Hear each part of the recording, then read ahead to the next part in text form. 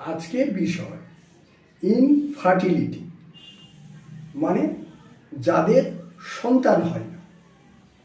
এই ইনফার্টিলিটির একটা প্রধান কারণ হচ্ছে মহিলাদের ফ্যালোপিয়ান টিউব ব্লকেজ। এই ফ্যালোপিয়ান টিউব ব্লকেজ থাকলে ডিম্বাণু শুক্রাণুর যে মিলনটা হয়ে যায়, তারপর ওই ফ্যালোপিয়ান টিউবের মধ্য দিয়ে আসতে পারে না, মাঝে ব্লক হয়ে যায়। তারপর যেহেতু ইউটেরাসে আসতে পারছে না, তাই ওই ফ্যালোপিয়ান টিউবের মধ্যেই ভ্রূণ বড় হতে থাকে, কিন্তু তারপর নষ্ট হয়ে যায় এবং গর্ভধারণ হয় না।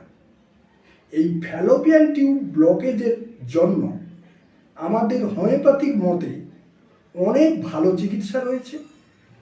আপনারা এসে তার বিধান নিতে পারেন। পরপর করে প্রত্যেক মাসে ওষুধ খেতে খেতে ঠিক 2-4 মাস পরে কিন্তু অনেক পেশেন্টের গর্ভধারণ হয়ে যায়।